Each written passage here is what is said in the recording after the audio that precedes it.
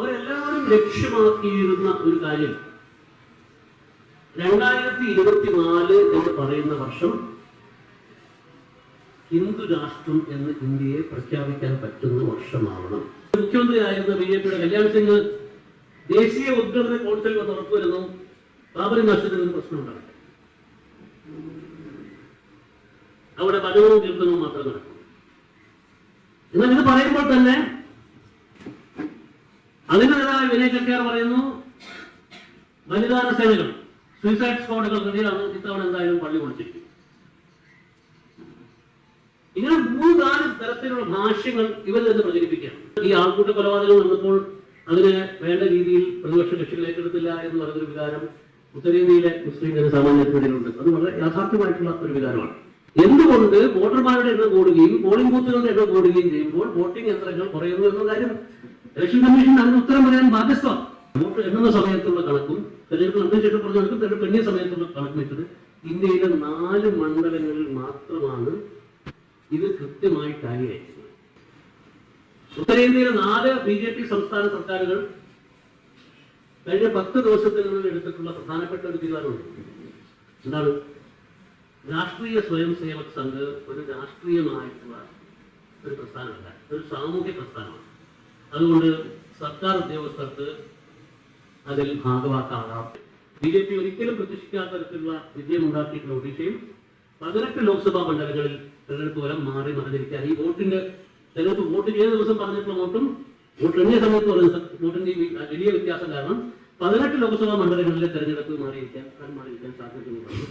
മഹാരാഷ്ട്രയിൽ 11, പശ്ചിമ ബംഗാളിൽ 10, ആന്ധ്രാപ്രദേശിൽ 7, കർണാടകയിൽ 6, ഛത്തീസ്ഗഡിൽ 5, രാജസ്ഥാനിലും 5, ബീഹാറിൽ 3, അങ്ങനെ പോകുന്നു. കേരളത്തിലും ഒരു സീറ്റ്. എനിക്ക് എൻ്റെ ഗ്രാമമായ കണ്ണൂരിലെ ഇപ്പം അത് ഗ്രാമമല്ല, ഇപ്പോൾ അത് നഗരത്തിൻ്റെ ഭാഗമാണ്. ഞാൻ അവിടെയാണ് ജനിച്ചത്, വളർന്നു നോക്കാൻ. എൻ്റെ വീട്ടിൻ്റെ നേരെ മുമ്പിൽ അവിടുത്തെ കമ്മ്യൂണിസ്റ്റ് പാർട്ടിയും അവിടുത്തെ ശ്രീനാരായണ ഗുരു ഭക്തന്മാരുമായിട്ടുള്ള ആൾക്കാർ ചേർന്ന് സ്ഥാപിച്ചിട്ടുള്ള ഒരു വായനശാല ഉണ്ടായിരുന്നു. ശ്രീനാരായണ ഗുരു സ്മാരക വായനശാല എന്നായിരുന്നു ആ വായനശാല. ഞാൻ ആ വായനശാലയെ കണ്ടിട്ടുണ്ട് നമ്മുടെ വീട്ടിലെ കൊലത്തിൽ.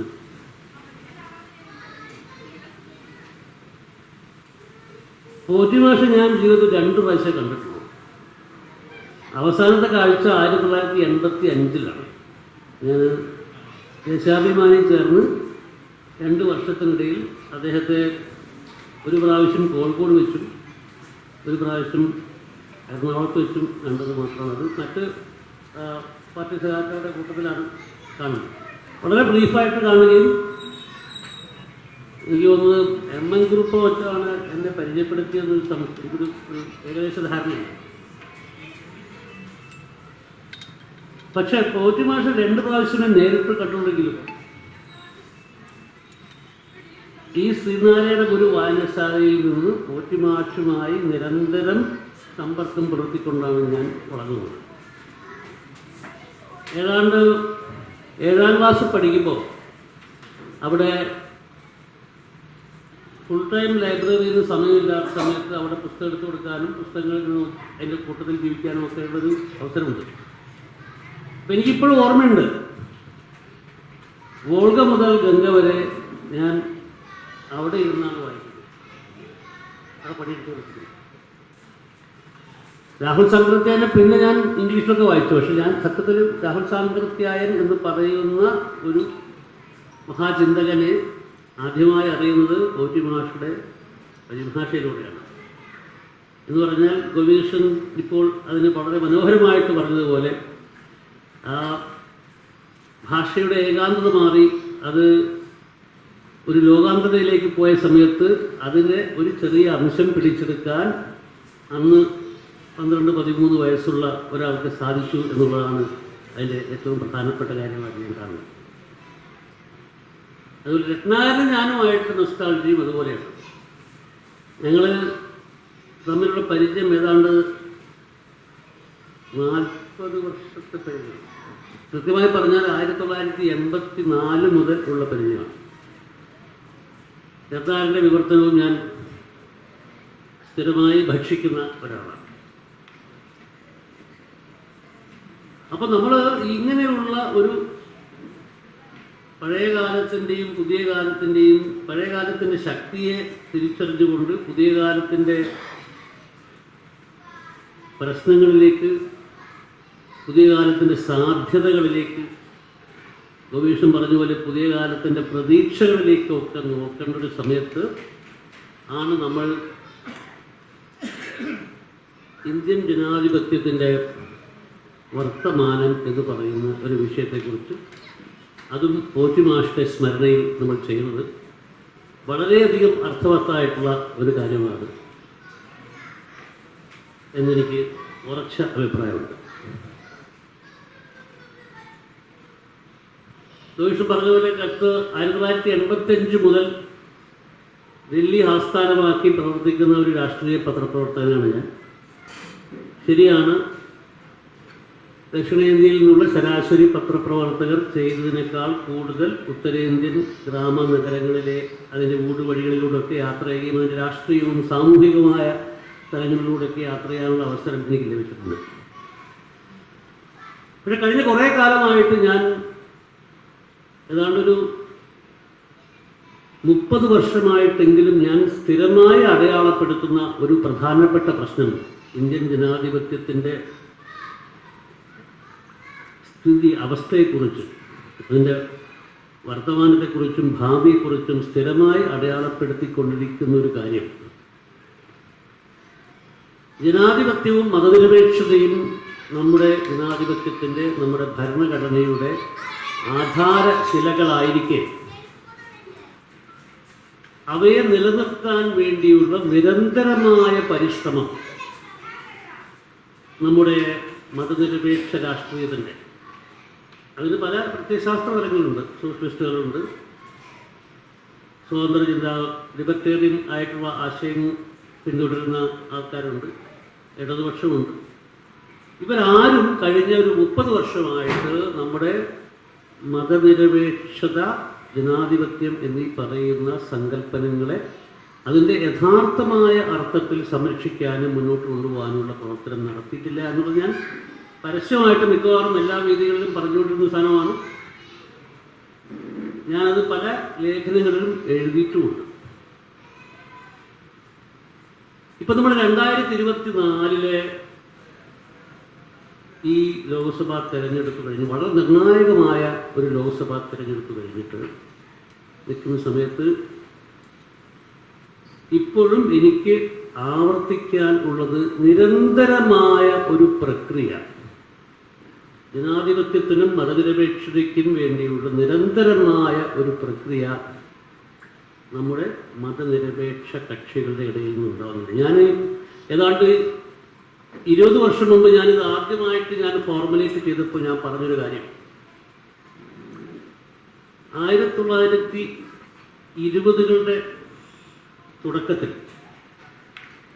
23-ലാണ് വിനായക് ദാമോദർ സവർക്കർ ഹിന്ദുത്വ എന്ന് പറയുന്ന അദ്ദേഹത്തിൻ്റെ ട്രീറ്റിസ് എഴുതി പൂർത്തിയാക്കുന്നത്. ശരിയല്ലേ വിഷ്ണു? 24-ലാണ് അത് പ്രകാശനം ചെയ്തത്. എന്ന് പറഞ്ഞാൽ ആ ഹിന്ദുത്വ എന്ന് പറയുന്ന ട്രീറ്റിസ് പ്രകാശനം ചെയ്തതിന് ശേഷം ഉള്ള 100ാമത്തെ വർഷത്തിലാണ് നമ്മൾ നിൽക്കുന്നത്. 1970കളുടെ തുടക്കം മുതൽ സംഘപരിവാറും അതിൻ്റെ രാഷ്ട്രീയ പ്രതിരൂപമായ, ആ സമയത്ത് സംഘപരിവാറിൻ്റെ രാഷ്ട്രീയ പ്രതിരൂപം എന്ന് പറഞ്ഞാൽ അത് ജനസംഘമാണ്. അവരെല്ലാവരും ലക്ഷ്യമാക്കിയിരുന്ന ഒരു കാര്യം 2024 എന്ന് പറയുന്ന വർഷം ഹിന്ദു രാഷ്ട്രം എന്ന് ഇന്ത്യയെ പ്രഖ്യാപിക്കാൻ പറ്റുന്ന വർഷമാവണം. അതിനുവേണ്ടിയുള്ള നിരന്തരമായ, വളരെ ആസൂത്രിതമായ പ്രവർത്തനം അവർ നടത്തുകയുണ്ടായി. അതിനെപ്പറ്റി എനിക്ക് സംഘപരിവാറിൻ്റെ പല തലങ്ങളിൽ നിന്നും കിട്ടിയിട്ടുള്ള ഇൻപുട്ടുകൾ വെച്ചിട്ട് ഞാൻ ഇതൊരു ലേഖനത്തിന് തലക്കെട്ട് കൊടുത്തപ്പോൾ ഉണ്ടാക്കിയിട്ടൊരു വാക്കുണ്ട്, കാം ജാരി ഹേ എന്നാണ് ആ വാക്ക്. അത് 1990-കളുടെ മധ്യവർഷങ്ങളിലാണ് ഞാൻ ആദ്യമായിട്ട് കേൾക്കുന്നത്. കാം ജാരി ഹേ എന്ന് ഹിന്ദിയിൽ പറഞ്ഞാൽ പണി തുടരുകയാണ്. ഇതെന്നോട് വളരെ ശക്തമായ ഭാഷയിൽ പറയുന്നത് രാമചന്ദ്ര പരമഹംസ എന്ന പേരായിട്ട് അയോധ്യയിൽ ജീവിച്ചിരുന്ന ഒരു ഹിന്ദുത്വ മഹന്താണ്. അദ്ദേഹവുമായിട്ട് ഈ വാചകത്തിലേക്ക് അദ്ദേഹത്തെ എത്തിച്ച ഒരു സംഭാഷണം ഉണ്ടാവുന്നത് 1993 ഓഗസ്റ്റ് സെപ്റ്റംബർ മാസങ്ങളിലാണ്. 1998 നമുക്കെല്ലാവർക്കും അറിയുന്നത് പോലെ ബാബറി മസ്ജിദ് ധ്വംസിക്കപ്പെട്ടു. അത് സവർക്കർ 1923-ലും 24-ലും മുന്നോട്ട് വെച്ചിട്ടുള്ള ഹിന്ദുത്വ എന്ന് പറഞ്ഞ ആശയത്തിൻ്റെ അതിൻ്റെ ഏറ്റവും അടിസ്ഥാനപരമായിട്ടുള്ള സങ്കല്പന ഇന്ത്യയിലെ ഹിന്ദുക്കളെ ഒരു ഏകീകൃത ഹിന്ദു സ്വത്വത്തിൻ്റെ ഭാഗമായി, ഒരു പാൻ ഹിന്ദു ഐഡൻറ്റിറ്റിയുടെ ഭാഗമായി അവരെ ഒരു രാഷ്ട്രീയ സ്വരൂപമായിട്ട് ഒന്നിച്ചുണ്ടാക്കുക. ജാതിയുടെ വ്യത്യാസത്തിൻ്റെ പുറത്ത് ഹിന്ദുക്കളിലുള്ള വ്യത്യാസം മാറ്റി മറിച്ചുകൊണ്ട് ഈ ഏകീകൃത പാൻ ഹിന്ദു ഐഡൻറ്റിറ്റി ഉണ്ടാക്കിക്കൊണ്ട് അതിനെ ഒരു രാഷ്ട്രീയ ശക്തിയായി വളർത്തിയെടുത്ത് ഇന്ത്യയെ ഹിന്ദു രാഷ്ട്രമാക്കുക എന്നതായിരുന്നു ഈ ഹിന്ദുത്വ എന്ന് പറഞ്ഞ ആശയത്തിൻ്റെ ഒരു സത്ത. അതിൻ്റെ വിശദാംശങ്ങളിലേക്ക് പോകുമ്പോൾ വേറെ പല കാര്യങ്ങളുണ്ട്. അപ്പോൾ അത് ലക്ഷ്യമാക്കിയിട്ടുള്ള പ്രവർത്തനത്തിൻ്റെ ഭാഗമായിട്ടാണ് അയോധ്യ ഉണ്ടായത്, ബാബരി മസ്ജിദ് പൊളിക്കപ്പെടുന്നത്. അപ്പോൾ ബാബരി മസ്ജിദ് പൊളിച്ച സമയത്ത് ഇന്ത്യയിൽ അങ്ങോളം ഇങ്ങോളം പ്രത്യേകിച്ചും ദക്ഷിണേന്ത്യയിൽ നിന്നുള്ള ഒരുപാട് കർഷകർ അതിൽ പങ്കെടുത്തു എന്നതുകൊണ്ട് ഈ പാൻ ഹിന്ദു ഐഡൻറ്റിറ്റിയുടെ ഒരു രൂപം, ഒരു മാതൃക ഉണ്ടായിക്കഴിഞ്ഞു എന്ന് സംഘപരിവാർ വിശ്വസിക്കുകയും ആ വിശ്വാസത്തിൻ്റെ അടിസ്ഥാനത്തിൽ തൊട്ടടുത്ത തെരഞ്ഞെടുപ്പാണ് ഉത്തർപ്രദേശിലെ അസംബ്ലി തെരഞ്ഞെടുപ്പ് 93-ൽ നടക്കുന്ന തെരഞ്ഞെടുപ്പ് തൂത്തുവാരുമെന്ന് അവർ പ്രതീക്ഷിച്ചു. ആ പ്രതീക്ഷ ഉത്തരേന്ത്യയിലെ പിന്നോക്ക ജാതികളും ദളിതന്മാരും പിന്നോക്ക ജാതി ദളിത് രാഷ്ട്രീയ കൂട്ടുകെട്ട് മുലായം സിംഗ് നയിച്ചിട്ടുള്ള സമാജ്വാദി പാർട്ടിയുടെയും ഘൻഷിറാം നയിച്ചിട്ടുള്ള ബഹുജൻ സമാജ് പാർട്ടിയുടെയും കൂട്ടായ്മയിലൂടെ ആ പ്രതീക്ഷ തകർന്നു. 1993-ൽ നടന്ന നിയമസഭാ തെരഞ്ഞെടുപ്പിൽ BJP ഉത്തർപ്രദേശിൽ പരാജയപ്പെട്ടു. അപ്പോൾ ആ സമയത്താണ് ഞാൻ ഈ രാമേന്ദ്ര പരമഹംസുമായിട്ട് സംസാരിക്കുന്നത്. അപ്പം ഞാൻ അദ്ദേഹത്തിൽ ചോദിക്കുന്നത്, നിങ്ങൾ വലിയ പാൻ ഹിന്ദു ഐഡൻറ്റിറ്റി ഉണ്ടായെന്നൊക്കെ പറഞ്ഞിട്ട് തോറ്റുപോയല്ലോ. അപ്പോഴാണ് അദ്ദേഹം പറയുന്നത്, ഞങ്ങൾക്ക് തോൽവിയൊന്നും വലിയ പുത്തരിയല്ല. 1925-ൽ ഞങ്ങൾ തുടങ്ങിയ പണി ഞങ്ങൾക്ക് ആദ്യമായിട്ട് ഇന്ത്യയിലെ ഭരണ സംവിധാനത്തിനിടയിൽ നിയമസഭകളിലും പാർലമെൻറ്റിലും ഒക്കെ ഞങ്ങൾക്ക് ഒരു മാന്യമായിട്ടുള്ള ഒരു സീറ്റ് വിഹിതം കിട്ടുന്നത് 1967-ൽ. അതും ആരുടെയൊക്കെ കൂടെ കൂടിയിട്ട്, സ്വതന്ത്ര പാർട്ടിയുടെ കൂടെ ചില സ്ഥലത്ത് കൂടിയിട്ട്, ഒരു സ്ഥലത്ത് CPI കൂടെ അവരുടെ ഭാഗമായിരുന്നു. പെപ്സൂലാണ്. അപ്പോൾ അങ്ങനെ ഞങ്ങൾക്ക് ഒരു മരുന്നിന് പോലും കാണിക്കാനുള്ള സീറ്റ് ഫലം നമുക്ക് അസംബ്ലികളിൽ കിട്ടുന്നത് 67-ലാണ്. ഇത്ര കൊല്ലം കഴിഞ്ഞിട്ട് 25-ന് ശേഷം സ്വാതന്ത്ര്യം കിട്ടിക്കഴിഞ്ഞ് 20 വർഷം കഴിഞ്ഞിട്ടാണ് നമുക്കിത് കിട്ടുന്നത്. അതുകൊണ്ട് ഞങ്ങൾക്ക് ഈ തോൽവിയൊന്നും വലിയ പുത്തരിയല്ല. 77-ൽ ഞങ്ങളുടെ സ്വന്തം പാർട്ടിയെ പിരിച്ചുവിട്ട് അത് ജനതാ പാർട്ടിയിൽ ലയിപ്പിച്ചു. ഏത് പാർട്ടിക്ക് പറ്റും? ഏത് കേഡർ പാർട്ടിക്ക് പറ്റും? അപ്പം അദ്ദേഹം അന്ന് പറഞ്ഞ വാചകമാണ് കാം ജാരി ഹേ, പണി തുടരുകയാണ്. അടി കിട്ടും, വലിയ തിരിച്ചടി കിട്ടും,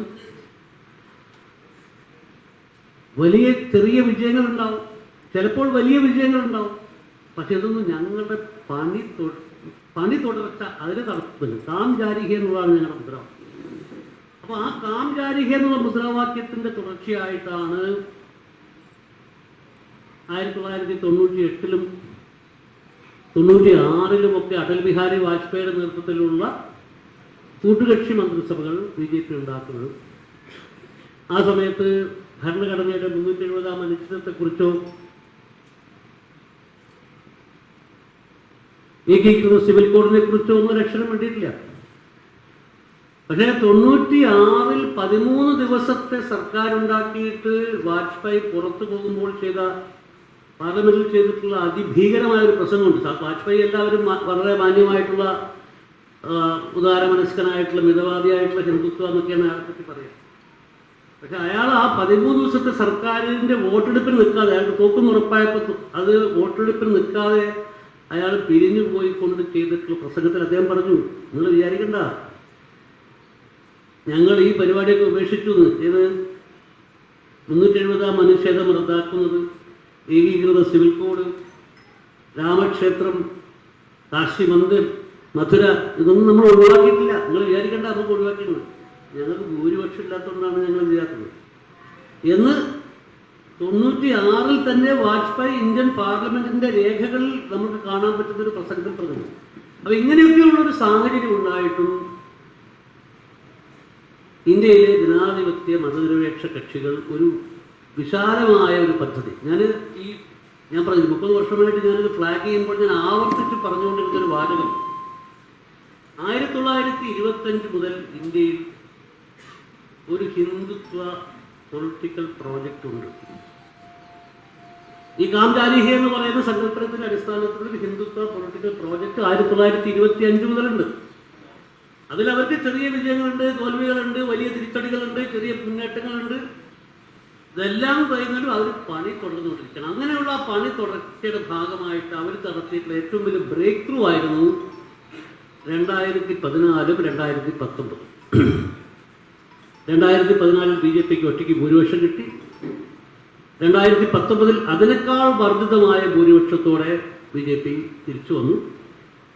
ആ തിരിച്ചു വന്നുകൊണ്ട് എന്താ ചെയ്തത്? ആദ്യം ചെയ്ത പണി എന്താ? ഭരണഘടനയുടെ 370 അനുച്ഛേദം റദ്ദാക്കി. 2019 മുതൽ 24 വരെയുള്ള കാലാവധി വളരെ പ്രധാനമാണ്. അവിടെയാണ് നമ്മൾ CAA കാണുന്നത്, സിറ്റിസൺ അമെൻമെന്റ് ആക്ട് കാണുന്നത്, നാഷണൽ പോപ്പുലേഷൻ രജിസ്റ്ററിന് വേണ്ടിയിട്ടുള്ള പദ്ധതി നമ്മൾ കാണുന്നത്,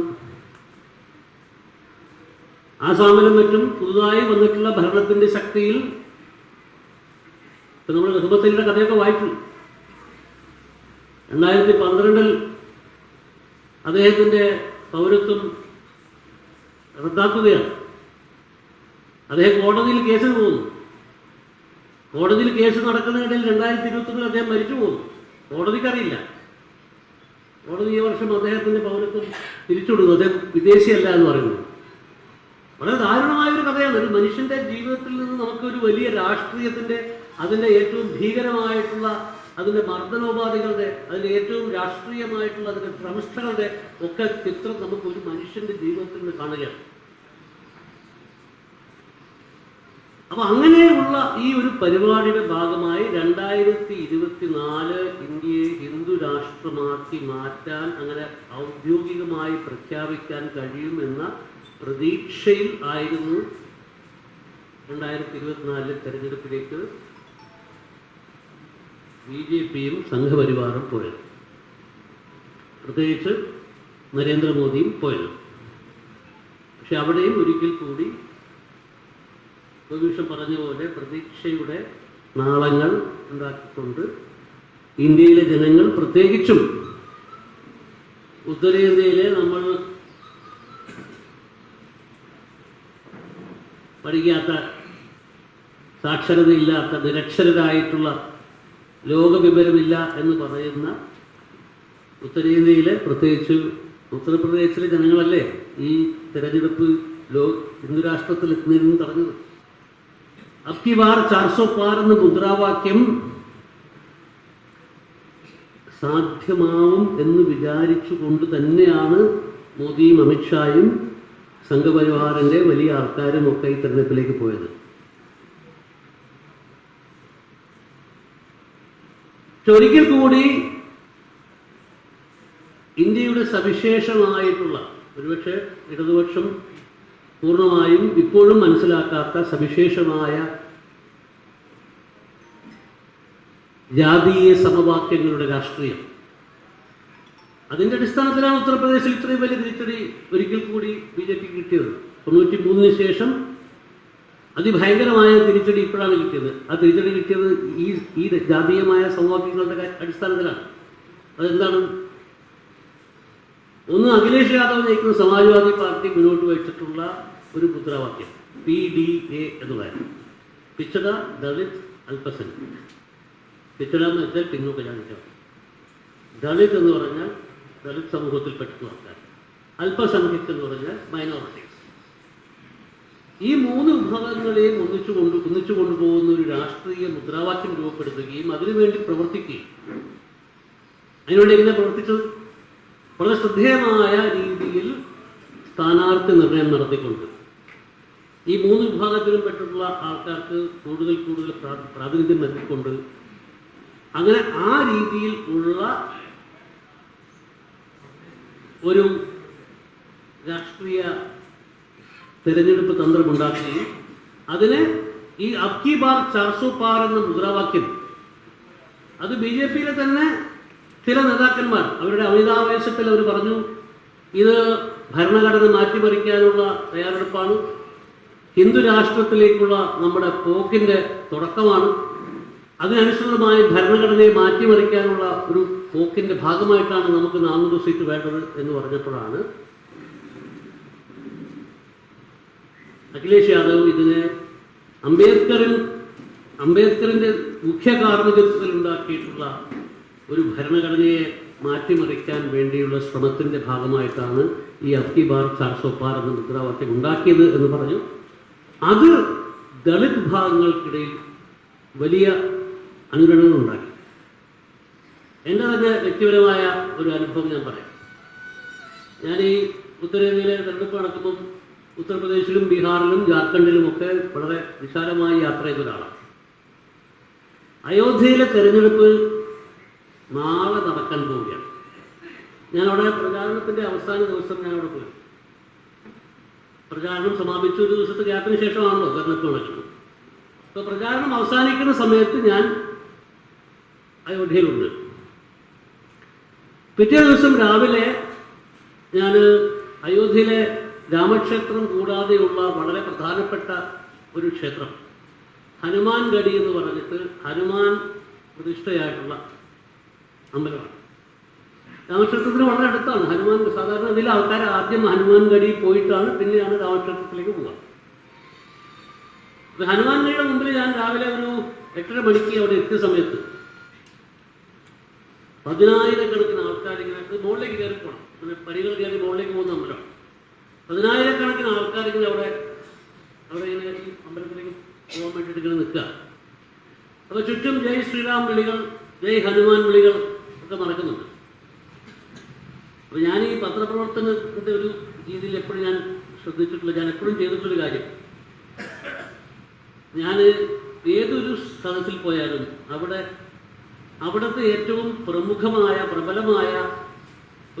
അവിടെ ആ പ്രദേശത്തെ അല്ലെങ്കിൽ ആ ഒരു സാഹചര്യത്തെ ഭരിക്കുന്ന രാഷ്ട്രീയ പ്രത്യയശാസ്ത്ര ധാര എന്തായാലും അതിനെതിരായിട്ടൊരു അഭിപ്രായം പറയും. ഒരു ചർച്ച ഉണ്ടാക്കാൻ വേണ്ടി രത്നാകരൻ ഒരുപാട് കണ്ടിട്ടുണ്ട്. എനിക്ക് ശിക്ഷപ്പെട്ടിട്ട് ഉത്തരേന്ത്യയിൽ ഒരുപാട് കവറേജൊക്കെ നടത്തിയ ആളാണ്.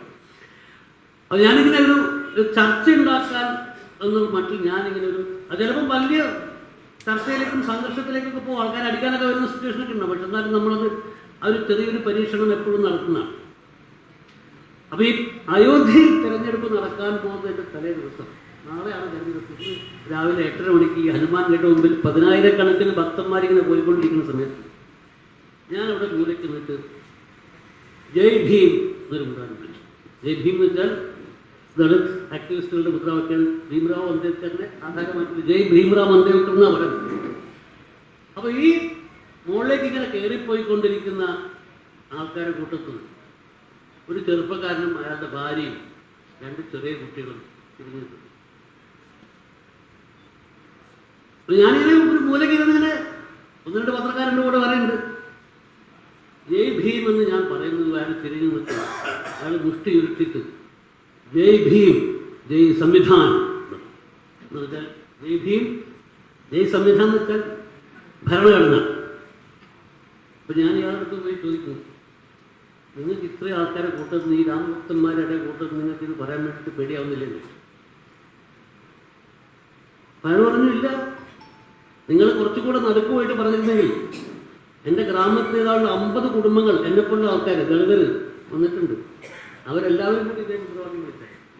നിങ്ങളിതിൻ്റെ പിറകിൽ നടക്കാനുണ്ടെങ്കിൽ അപ്പോഴാണ് എനിക്ക് ഇലക്ഷൻ്റെ ഒരു പിക്ചർ എനിക്ക് മനസ്സിലാവുന്നത്. ഇത് വീണ്ടും 93-നെ അനുസ്മരിപ്പിക്കുന്ന ഒരു തെരഞ്ഞെടുപ്പായിട്ട് മാറിക്കൊണ്ടിരിക്കുന്നു. ഞാൻ ഞങ്ങളെ പരിചയപ്പെട്ടു. 32 വയസ്സുള്ള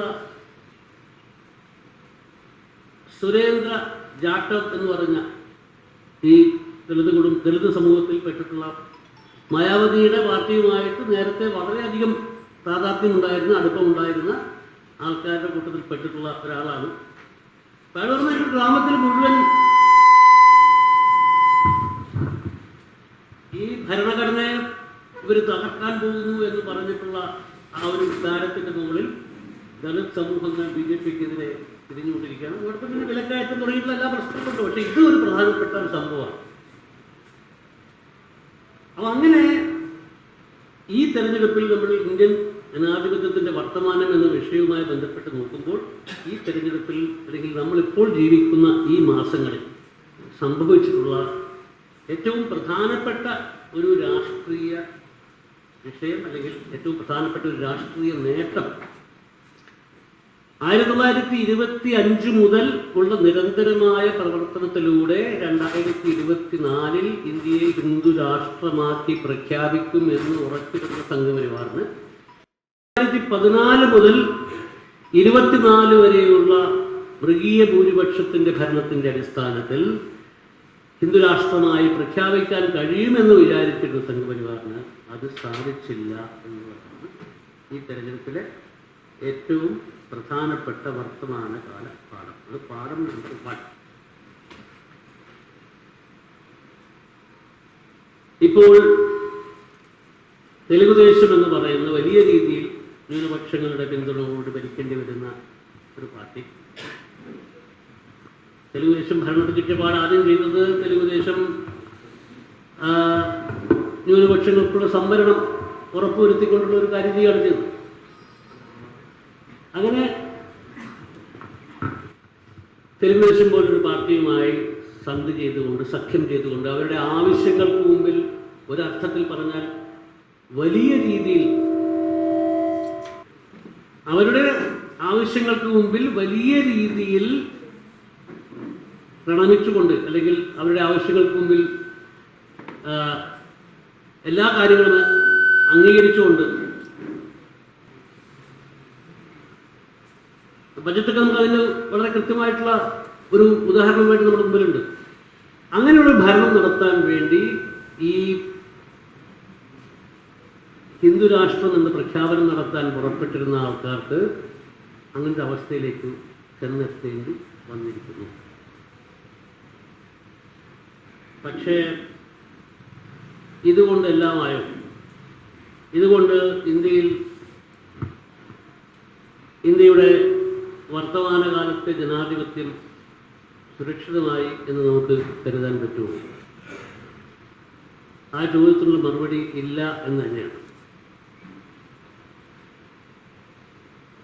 ഈ തെരഞ്ഞെടുപ്പ് കഴിഞ്ഞ ഉടനെ സംഭവിച്ചിട്ടുള്ള 2-3 കാര്യങ്ങളിലേക്ക് ഞാൻ നിങ്ങളുടെ ശ്രദ്ധ ആകർഷിക്കുകയാണ്.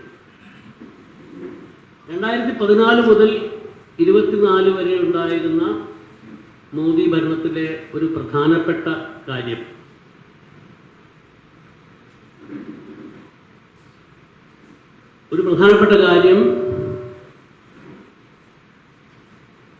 ന്യൂനപക്ഷ വിഭാഗങ്ങളിൽപ്പെട്ടിട്ടുള്ള ആൾക്കാർ, പ്രത്യേകിച്ചും മുസ്ലിം വിഭാഗങ്ങളിൽപ്പെട്ടിട്ടുള്ള ആൾക്കാർ അവരുടെ ഭക്ഷണ രീതിയുടെ അടിസ്ഥാനത്തിൽ, അവരുടെ വസ്ത്രധാരണത്തിൻ്റെ അടിസ്ഥാനത്തിൽ ഒക്കെ വളരെ ഭീകരമായി ആക്രമിക്കപ്പെടുകയും അവരിൽ പലരെയും ആൾക്കൂട്ട കൊലപാതകത്തിന് വിധേയമാക്കുകയും ചെയ്യുന്ന ഒരു സാഹചര്യം ഉണ്ടായി. 2024 തെരഞ്ഞെടുപ്പ് വിധി BJPക്ക് ഒറ്റയ്ക്ക് ഭൂരിപക്ഷം കിട്ടാതായ അവസ്ഥ, ഈ പറഞ്ഞ രീതിയിൽ മതന്യൂനപക്ഷങ്ങളുടെ പിന്തുണയോടെ രാഷ്ട്രീയ പ്രവർത്തനം നടത്തിക്കൊണ്ടിരിക്കുന്ന പാർട്ടികളുടെ പിന്തുണയോടെ ഭരിക്കേണ്ടി വരുന്ന അവസ്ഥ, ഇതെല്ലാം ഈ നിലപാടുകളിൽ ഇത്തരത്തിലുള്ള വർഗീയ ആൾക്കൂട്ട കൊലപാതകങ്ങളിൽ നിന്ന് വിമുക്തിയോ അല്ലെങ്കിൽ ചെറിയ രീതിയിലുള്ള കുറവോ സംഭവിക്കുമെന്നാണ് പൊതുവിൽ രാഷ്ട്രീയ നിരീക്ഷകർ വിശ്വസിക്കുന്നത്. പക്ഷെ അതും സംഭവിച്ചില്ല. തെരഞ്ഞെടുപ്പ് ഫലപ്രഖ്യാപനം നടന്ന് ഒരു മാസത്തിനകം ഇന്ത്യയിൽ അങ്ങോളം ഇങ്ങോളമായി 19 സ്ഥലങ്ങളിൽ ആൾക്കൂട്ട കൊലപാതകങ്ങൾ നടന്നു. അതിൽ മേദക് പോലെയുള്ള, ആന്ധ്രാപ്രദേശിലെ മേദക് പോലെയുള്ള സ്ഥലങ്ങളും അതിലുണ്ടായിരുന്നു എന്നുള്ളത് വളരെ ഹൃദയമാണ്. അപ്പം എന്താണ് രാമചന്ദ്ര പരമഹംസ എന്നോട് പറഞ്ഞിട്ടുള്ള രാം ജാരി ഹേ എന്ന് പറയുന്ന ആ പ്രവർത്തനം ഇപ്പോഴും തുടർന്നുകൊണ്ടിരിക്കുന്നു എന്നാണ്. അപ്പോൾ ചുരുക്കി പറഞ്ഞാൽ ഈ ഘടകകക്ഷികളുടെ സാമ്പത്തിക താല്പര്യങ്ങൾക്ക് ഒക്കെ അനുസൃതമായിട്ടുള്ള കാര്യങ്ങൾ മോദിയുടെയും അമിത്ഷായുടെയും ഭാഗത്തുണ്ടാവും. പക്ഷേ പറ്റാവുന്ന സ്ഥലങ്ങളിലൊക്കെ പറ്റാവുന്ന രീതികളിലൊക്കെ ഈ കോർ അജണ്ട മുന്നോട്ട് പോയിക്കൊണ്ടിരിക്കും. ഇതിൽ ഈ ആൾക്കൂട്ട കൊലപാതകങ്ങൾ മാത്രമല്ല അതിൻ്റെ ഒരു സൂചകം. ഉത്തരേന്ത്യയിലെ 4 BJP സംസ്ഥാന സർക്കാരുകൾ കഴിഞ്ഞ 10 ദിവസത്തിനുള്ളിൽ എടുത്തിട്ടുള്ള പ്രധാനപ്പെട്ട ഒരു തീരുമാനമുണ്ട്. എന്താണ്? രാഷ്ട്രീയ സ്വയം സേവക് സംഘ് ഒരു രാഷ്ട്രീയമായിട്ടുള്ള ഒരു പ്രസ്ഥാനമല്ല, ഒരു സാമൂഹ്യ പ്രസ്ഥാനമാണ്. അതുകൊണ്ട് സർക്കാർ ഉദ്യോഗസ്ഥർക്ക് അതിൽ ഭാഗവാക്കാകാം എന്ന് പറയുന്ന തീരുമാനം. അപ്പം അതിനെപ്പറ്റി പല രീതിയിലുള്ള അങ്ങനെ ഒരു തീരുമാനം എടുത്തിട്ടില്ല എന്ന് പറയുന്ന BJP നേതാക്കന്മാരുണ്ട്, അല്ല അങ്ങനെ തീരുമാനം എടുത്തിട്ടുണ്ടെന്ന് പറയുന്ന ആൾക്കാരുണ്ട്. അപ്പം അത് ബേസിക്കായിട്ട് ഈ പലതരം ഭാഷകൾ സംസാരിച്ച് അതിൽ നിന്ന് തങ്ങൾക്ക് ആവശ്യമുള്ള ഒരു കാര്യം നടപ്പാക്കിയെടുക്കുക എന്നൊരു തന്ത്രം ഈ ഹിന്ദുത്വ രാഷ്ട്രീയത്തിൻ്റെ മുഖമുദ്രയാണ് എല്ലാ കാലത്തും. അതിന് ഏറ്റവും വലിയൊരു ഉദാഹരണം 1992 ബാബറി മസ്ജിദ് പൊളിക്കുന്നതിന് തൊട്ട് മുമ്പാണ്. ബാബറി മസ്ജിദ് പൊളിക്കുന്നതിന് തൊട്ട് മുമ്പേ സ്വാമി ചിന്മയാനന്ദൻ എന്ന് പറഞ്ഞ വിശ്വ ഹിന്ദു പരിഷത്തിന്റെ നേതാവ്, അദ്ദേഹം സുപ്രീം കോടതിയിൽ പറയുന്നു, ബാബറി മസ്ജിദിന് ഒരു പ്രശ്നവും ഉണ്ടാവില്ല, ഞങ്ങൾ അവിടെ പോയി ഭജനവും കീർത്തനവും നടത്താൻ വേണ്ടി മാത്രമാണ് പോകുന്നത്. അന്ന് ഉത്തർപ്രദേശ് ഭരിച്ചിരുന്ന, ഉത്തർപ്രദേശിന്റെ മുഖ്യമന്ത്രിയായിരുന്ന BJPയുടെ കല്യാൺ സിംഗ് ദേശീയ ഉദ്ഗ്രഥന കൗൺസിൽ വന്ന് ഉറപ്പുവരുന്നു, ബാബറി മസ്ജിദിന് ഒരു പ്രശ്നം ഉണ്ടാവില്ല, അവിടെ ഭജനവും കീർത്തനവും മാത്രമേ നടക്കൂ. എന്നാൽ ഇത് പറയുമ്പോൾ തന്നെ ഈ സംഘപരിവാറിന്റെ പല തലങ്ങളിൽ പല രൂപത്തിലും പല കോലങ്ങളിലുമുള്ള പല സംഘടനകളുണ്ട്. അതിലൊരു സംഘടനയാണ് ബജ്രംഗ് ദൾ. ബജ്രംഗ് ദൾ വളരെ തീവ്രമായിട്ടുള്ള സംഘടനയാണ്. ഹനുമാന്റെ സേന എന്നാണ് അവർ സ്വയം വിശേഷിപ്പിക്കുന്നത്. അതിന്റെ നേതാവ് വിനയ് കട്ടിയാർ പറയുന്നു, ബലിദാന സേനകൾ, സൂയിസൈഡ് സ്ക്വാഡുകൾ റെഡിയാണ്, ഇത്തവണ എന്തായാലും പള്ളി പൊളിച്ചിരിക്കും. ഇങ്ങനെ 3-4 തരത്തിലുള്ള ഭാഷ്യങ്ങൾ ഇവർ തന്നെ പ്രചരിപ്പിക്കുകയാണ്. ഇതിൻ്റെ എല്ലാം അവസാനം ഡിസംബർ 5-ാം തീയതി അടൽ ബിഹാരി വാജ്പേയി, അദ്ദേഹം അയോധ്യയിലേക്ക് പോകാത്ത ആളാണ്. അദ്ദേഹത്തിൻ്റെ മിതവാദ രൂപം നിലനിർത്താൻ വേണ്ടിയിട്ട് അദ്ദേഹം അയോധ്യയിൽ ഈ പള്ളി പൊളിക്കുന്ന സമയത്ത് പോയില്ല. പക്ഷേ 92 ഡിസംബർ 5-ാം തീയതി ലക്നൌവിൽ അദ്ദേഹം നടത്തിയ ഒരു പ്രസംഗത്തിൽ അദ്ദേഹം പറഞ്ഞു, ശരിയാണ്, ഭജനവും കീർത്തനവും ഒക്കെ തന്നെയാണ് നടക്കാൻ പോകുന്നത്. പക്ഷേ ഭജനവും കീർത്തനമൊക്കെ നടത്താൻ വേണ്ടി ഒരു സ്ഥലം വേണം. ആ പള്ളിയുടെ ചുറ്റുമുള്ള സ്ഥലത്ത് ചില കുന്നുകൾ, ചില മുഴച്ചു നിൽക്കുന്ന ചില രൂപങ്ങൾ, ചില സ്ഥലങ്ങൾ ഒക്കെ ഉണ്ട്. അതൊക്കെ ഒന്ന് നിരപ്പാക്കിയിട്ടല്ലേ നമ്മൾ ഭജനയ്ക്കുള്ള സ്ഥലം ഉണ്ടാക്കുക. അപ്പൊ അതൊക്കെ നിരപ്പാക്കപ്പെടും, എന്നിട്ട് ഭജനയ്ക്കുള്ള സ്ഥലം ഉണ്ടാവും. സംഭവിച്ചത് തന്നെ മുഴച്ചു നിൽക്കുന്ന സ്ഥലങ്ങൾ എന്ന് അദ്ദേഹം ഉദ്ദേശിച്ചത് പള്ളിയുടെ താഴെക്കൂടങ്ങളെയാണ്. അദ്ദേഹം ഒരു കവിയാണെന്നാണ് അവകാശപ്പെട്ടിരുന്നത്, അടൽ ബിഹാരി വാജ്പേയി.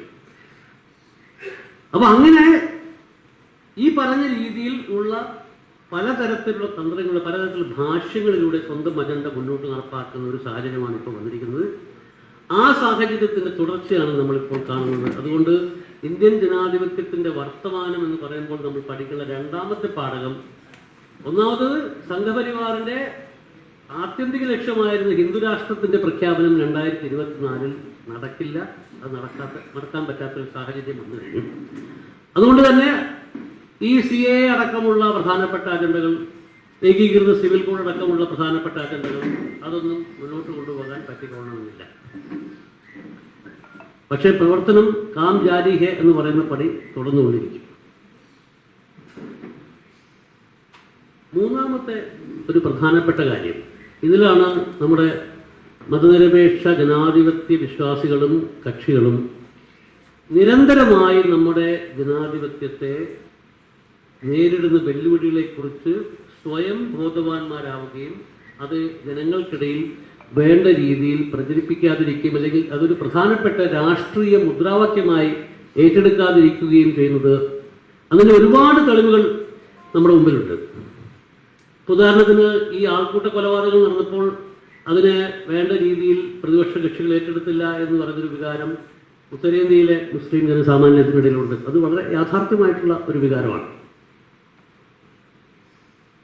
പക്ഷെ അതിനേക്കാളൊക്കെ ഇമ്പോർട്ടൻ്റ് ആയിട്ടുള്ള, അതിനേക്കാളൊക്കെ പ്രധാനമായിട്ടുള്ള ഒരു കാര്യം, ഈ ഇലക്ട്രോണിക് വോട്ടിംഗ് മെഷീനുകളുടെ കാര്യത്തിൽ അതിൻ്റെ ഉപയോഗത്തിൽ അതിലുണ്ടായിട്ടുള്ള ക്രമക്കേടുകളുടെ കാര്യത്തിൽ ഉണ്ടായിട്ടുള്ള പ്രശ്നങ്ങൾ, അത് നമ്മുടെ പ്രതിപക്ഷ കക്ഷികൾ വേണ്ട രീതിയിൽ അത് ഏറ്റെടുക്കുന്നില്ല. അത് നമ്മുടെ ജനാധിപത്യത്തിൻ്റെ ഒരു പ്രധാനപ്പെട്ട പ്രശ്നമായിട്ട് ഭാവിയിൽ മാറാൻ സാധ്യതയുണ്ട്, അല്ലെങ്കിൽ ഇപ്പോൾ തന്നെ ആണ് എന്നാണ് എൻ്റെ അഭിപ്രായം.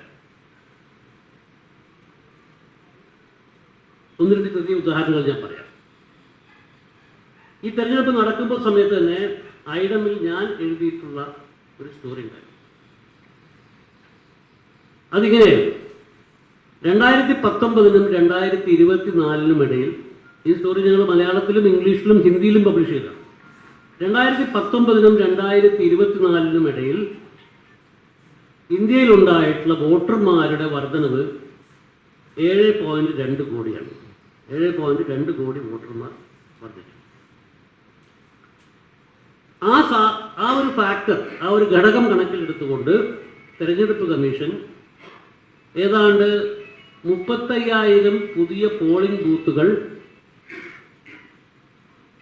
ഇന്ത്യയിൽ പുതുതായി വിന്യസിക്കുകയും ചെയ്തു.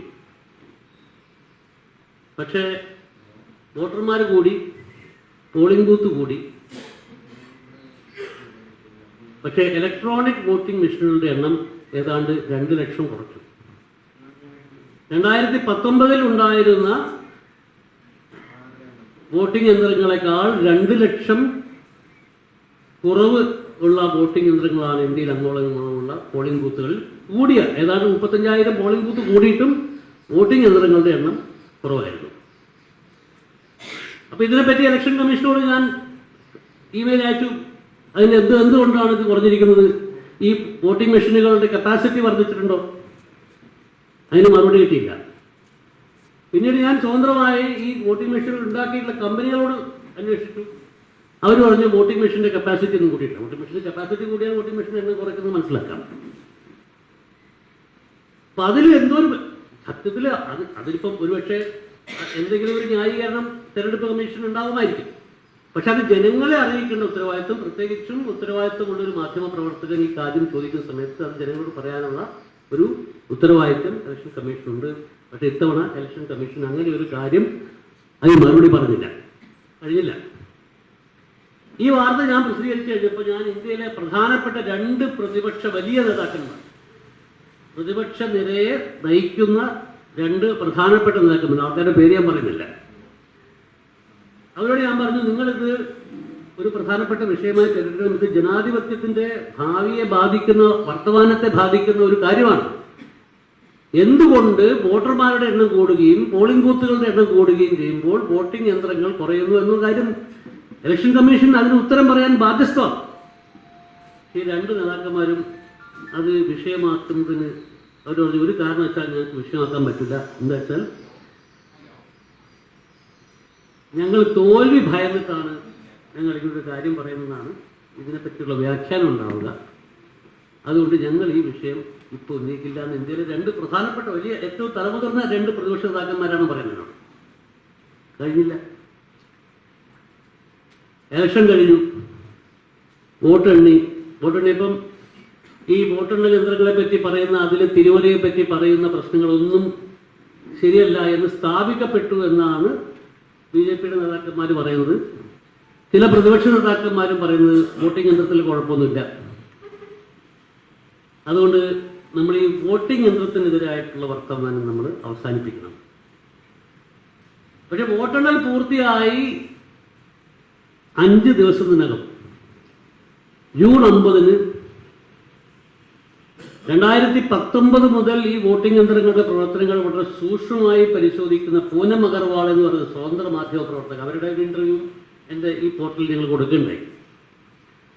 അവർ പറഞ്ഞു 144 ലോക്സഭാ മണ്ഡലങ്ങളിൽ പോൾ ചെയ്ത വോട്ടും എണ്ണിയ വോട്ടും തമ്മിൽ വലിയ വ്യത്യാസമുണ്ട്. ഏതാണ്ട് 100-ൽ പരം മണ്ഡലങ്ങളിൽ പോൾ ചെയ്ത വോട്ടിനേക്കാൾ കൂടുതലാണ് എണ്ണിയ വോട്ട്. ഏതാണ്ട് 40 മണ്ഡലങ്ങളിൽ പോൾ ചെയ്ത വോട്ടിനേക്കാളും കുറവാണ് എണ്ണിയ വോട്ട്. ഈ വിഷയവും ഇന്ത്യയിൽ ഒരു രാഷ്ട്രീയ പാർട്ടിയും പ്രതിപക്ഷ രാഷ്ട്രീയ പാർട്ടിയും ഏറ്റെടുത്തിട്ടില്ല, കഴിഞ്ഞില്ല.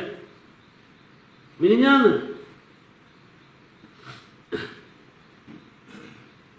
തീസ്ത സെറ്റിൽവാൾ എന്ന് പറയുന്ന ബോംബെ ആസ്ഥാനമായി പ്രവർത്തിക്കുന്ന സാമൂഹ്യ പ്രവർത്തകർ നിങ്ങൾക്ക് എല്ലാവർക്കും അറിയാം. അവരും കുറച്ച് ഇന്ത്യയിലെ വിവിധ മേഖലകളിൽ പ്രവർത്തിക്കുന്ന വളരെ പ്രധാനപ്പെട്ട രീതിയിലുള്ള അക്കാഡമിക്കുകൾ, അതിൽ ഇന്ത്യൻ ഇൻസ്റ്റിറ്റ്യൂട്ട് ഓഫ് ടെക്നോളജിയിലെ പ്രൊഫസർമാരുണ്ട്, ഇന്ത്യൻ ഇൻസ്റ്റിറ്റ്യൂട്ട് ഓഫ് മാനേജ്മെൻറ്റിലെ പ്രൊഫസർമാരുണ്ട്, മുൻ IAS ഉദ്യോഗസ്ഥന്മാരുണ്ട്, ഡോക്ടർ MG ദേവസഹായം എന്ന് പറയുന്ന കണക്കുകളിലെ സുതാര്യതയെപ്പറ്റി, സർക്കാരിൻ്റെ കണക്കുകളുടെ സുതാര്യതയെപ്പറ്റി വളരെ സവിശേഷമായി പഠിച്ചുകൊണ്ടിരിക്കുന്ന ഡോക്ടർ MG ദേവസഹായത്തിൻ്റെ നേതൃത്വത്തിൽ doctor Pyarelal Garg, doctor Harish Karnik, doctor Sebastian Morris എന്നിവർ എല്ലാം ചേർന്ന് നടത്തിയിട്ടുള്ള ഇന്ത്യയിലെ 543 മണ്ഡലങ്ങളെയും ഒന്നിച്ചു ചേർത്ത് നടത്തിയിട്ടുള്ള ഒരു പരിശോധനയിൽ അവർ കണ്ടെത്തിയ ഞെട്ടിപ്പിക്കുന്ന ഒരു കാര്യമുണ്ട്. ഈ 543 മണ്ഡലങ്ങളിൽ 542 മണ്ഡലങ്ങളിൽ മാത്രമാണ് തെരഞ്ഞെടുപ്പ് നടന്നത്. സൂറത്തിൽ തെരഞ്ഞെടുപ്പ് നടന്നില്ലല്ലോ. സൂറത്തിൽ തെരഞ്ഞെടുപ്പ് ഏകപക്ഷീയമായിട്ട് BJP ജയിക്കുകയാണ്. ഈ സൂറത്ത് ഒഴുക്കിയുള്ള 542 മണ്ഡലങ്ങളിൽ വിചിത്രമായ ഒരു കാര്യം. ആ വിചിത്രമായ കാര്യം എന്താണെന്ന് പറഞ്ഞാൽ, തെരഞ്ഞെടുപ്പ് കഴിഞ്ഞ ദിവസം പ്രാദേശികമായിട്ടുള്ള തെരഞ്ഞെടുപ്പ് ഉദ്യോഗസ്ഥരും സംസ്ഥാന തെരഞ്ഞെടുപ്പ് കമ്മീഷനും പുറത്തു വിട്ടിട്ടുള്ള വോട്ടിങ്ങിന്റെ കണക്കെട്ടിൽ ഇത്ര ആൾക്കാർ വോട്ട് ചെയ്തു എന്ന് പറഞ്ഞ ഒരു കണക്ക് പുറത്തുവിടും. അത് സാധാരണഗതിയിൽ എല്ലാ തെരഞ്ഞെടുപ്പിലും ഒരു 48 മണിക്കൂറിനകം അത് റിവൈസ് ചെയ്തിട്ട് അതിലൊരു പുതിയ കണക്ക് പറയും.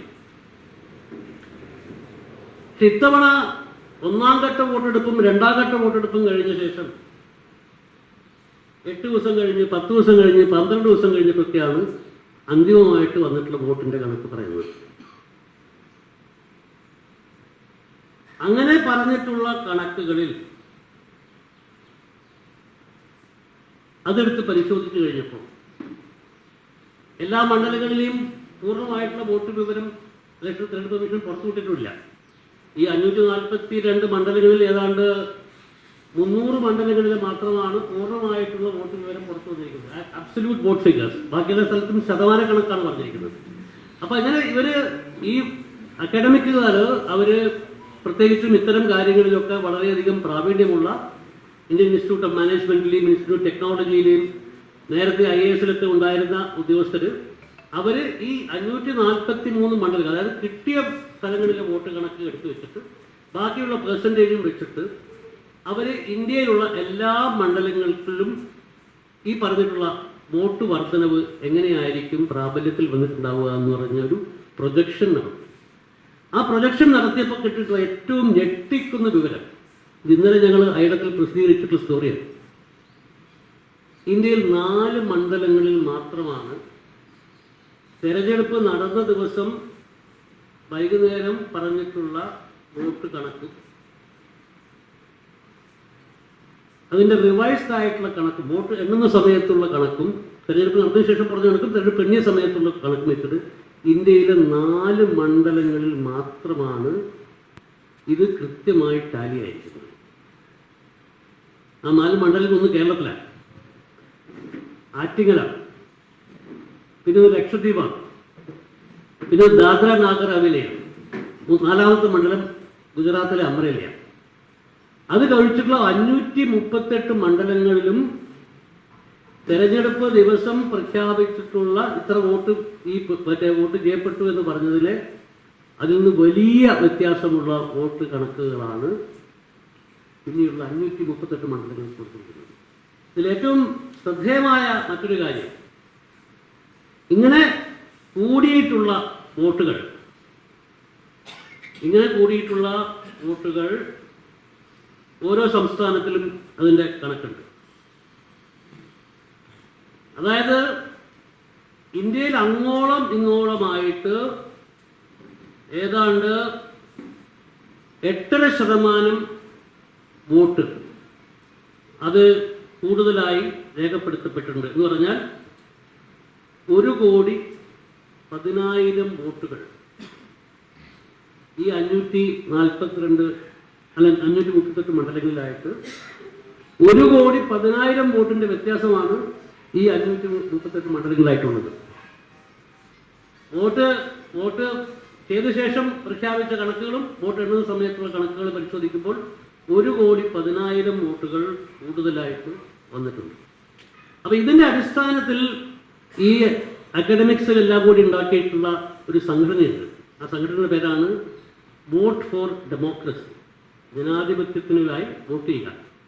നിങ്ങളുടെ വോട്ട് ജനാധിപത്യത്തിനായി, വോട്ട് ഫോർ ഡെമോക്രസി എന്ന് പറയുന്ന സംഘടനയാണ് ഈ പറഞ്ഞിട്ടുള്ളത്. ഇവരാരും രാഷ്ട്രീയ പ്രവർത്തകരോ ഒന്നുമല്ല, ഇവര് ഒക്കെ അക്കാദമികളാണ്. അവർക്ക് ഈ തെരഞ്ഞെടുപ്പ് പ്രക്രിയ സുതാര്യമായിരിക്കണം, അത് കൃത്യമായിരിക്കണം എന്നുള്ള ഒരു വിശ്വാസത്തിന്റെ മുകളിൽ മിനിഞ്ഞാന്ന് മാത്രമാണ് ഈ റിപ്പോർട്ട് വന്നിരിക്കുന്നത്. പക്ഷേ ഇന്ത്യയിലെ മുഖ്യധാര മാധ്യമങ്ങൾ ആരും ഈ റിപ്പോർട്ട് ഏറ്റെടുത്തിട്ടില്ല.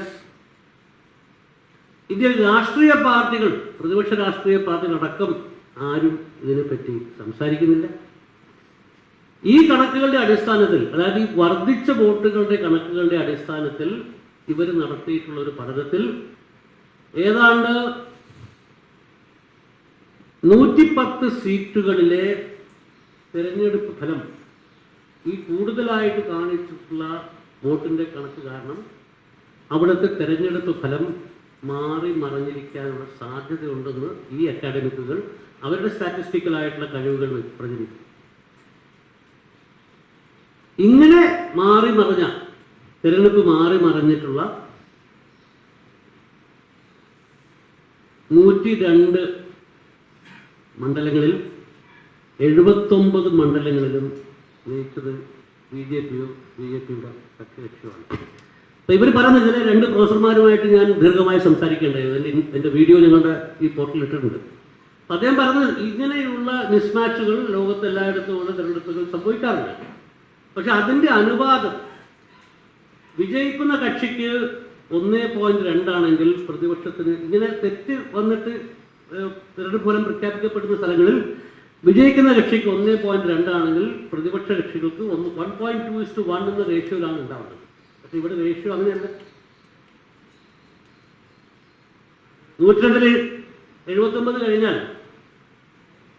എത്രയോ 1.2-നേക്കാളൊക്കെ എത്രയോ ഭീകരമായ വ്യത്യാസമാണ്. അപ്പൊ അങ്ങനെ അവർ കണ്ടെത്തിയിട്ടുള്ള ഈ തെരഞ്ഞെടുപ്പ് ഫലം മാറി മറിഞ്ഞിരിക്കാൻ സാധ്യതയുണ്ട് എന്ന് അവർ കണക്കാക്കിയിട്ടുള്ള മണ്ഡലങ്ങളിൽ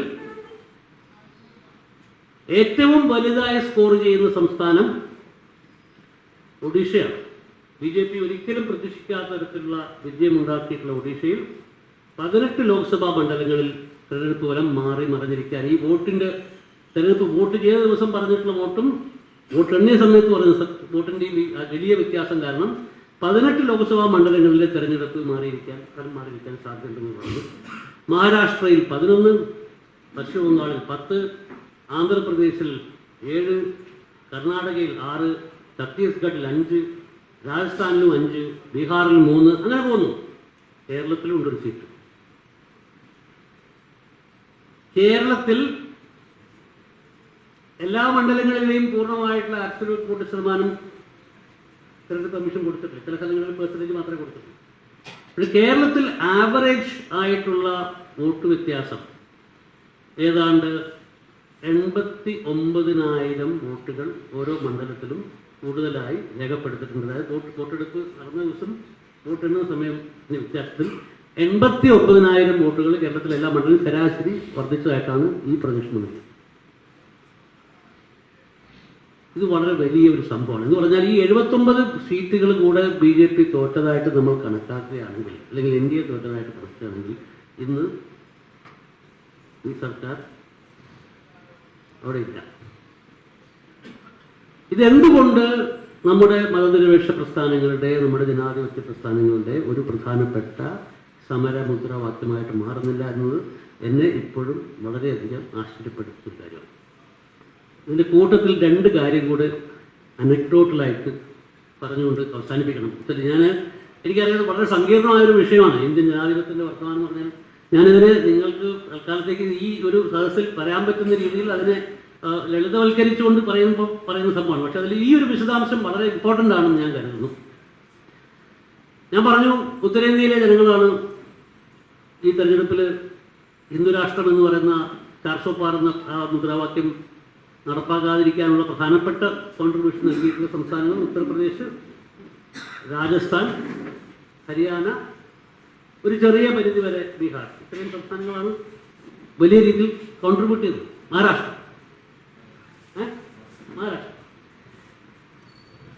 ബാക്കി സ്ഥലങ്ങളിലല്ല. ഈ 400 പാർ എന്ന മുദ്രാവാക്യം പൊളിച്ചത് ഈ രീതിയിൽ ജനങ്ങൾ പൊളിച്ചെങ്കിലും ഈ പറഞ്ഞൊരു പ്രശ്നം, ഈ 79 സീറ്റുകൾ കൂടുതൽ കിട്ടിയിരിക്കുന്നതാണ് ഇപ്പോൾ ഈ അക്കാഡമിക്സ് പറയുന്നൊരു കാര്യം. എൻ്റെ കണക്കിൽ 79 സീറ്റായിരിക്കില്ല. 79 സീറ്റ് എന്നുള്ളത് ചെറിയ മൈനർ പ്രൊജക്ഷനാണ്. അപ്പോൾ ഇത് ഈ തോൽവിക്കുണ്ടായിട്ടുള്ള വേറെ ഒരു കാരണം, അത് നിങ്ങളിലൂടെയുള്ള ആൾക്കാരെല്ലാവരും ആരോഹണവും സിൻഡിക്കേറ്റും വായിച്ച ആൾക്കാരായിരിക്കും ഞാൻ വിചാരിക്കുന്നു. VKന്റെ ആരോഹണവും സിൻഡിക്കേറ്റും ഡൽഹി രാഷ്ട്രീയത്തെ പറ്റിയിട്ടുള്ള വളരെ പ്രധാനപ്പെട്ട ഒരു പുസ്തകമാണ്. ഞാൻ 85 മുതൽ ഇത്രയും കാലം ഏതാണ്ട് 40 വർഷമായിട്ട് ഡൽഹിയിൽ രാഷ്ട്രീയ പത്രപ്രവർത്തനം നടത്തുന്ന ഒരാളാണ്. ഞാൻ സത്യത്തിൽ ഏറ്റവും കൂടുതൽ രാഷ്ട്രീയ വിജ്ഞാനം നേടിയിട്ടുള്ളത് ഈ 2 പുസ്തകത്തിനാണ്. മറ്റ് കാര്യങ്ങളൊന്നുമില്ല. ആരോഹണം എന്നുവെച്ചാൽ ആത്യന്തികമായിട്ട് ഈ രാഷ്ട്രീയത്തിൽ എന്തൊക്കെ പ്രത്യയശാസ്ത്രപരമായിട്ടുള്ള കാര്യങ്ങൾ നിങ്ങൾ പറഞ്ഞാലും ആത്യന്തികമായിട്ട് അതിൽ വൈയക്തികമായിട്ടുള്ള പടലപ്പിണക്കങ്ങൾ, ഈഗോ ക്ലാഷസ് തുടങ്ങിയതൊക്കെ വളരെ പ്രധാനപ്പെട്ട പങ്ക് വഹിക്കും എന്നൊരു പ്രധാനപ്പെട്ട കാര്യമാണ്. അപ്പോൾ അത് ഞാൻ പറഞ്ഞില്ലേ, പ്രതിപക്ഷം PDA എന്നുള്ള മുദ്രാവാക്യം വരുത്തി സ്ഥാനാർത്ഥി നിർണ്ണയത്തിൽ ഭയങ്കര നല്ല കാര്യമായിട്ട്, പിന്നെ ഈ ഭരണഘടന മാറ്റിമറിക്കപ്പെടുമെന്ന് പറഞ്ഞിട്ടുള്ള വലിയ പ്രചാരണം നടത്തി, പ്രത്യേകിച്ച് അഖിലേഷ് യാദവിന്റെ നേതൃത്വത്തിൽ വലിയ രീതിയിൽ പ്രചാരണം നടത്തി. അതൊക്കെ വലിയ ഘടകങ്ങളായി.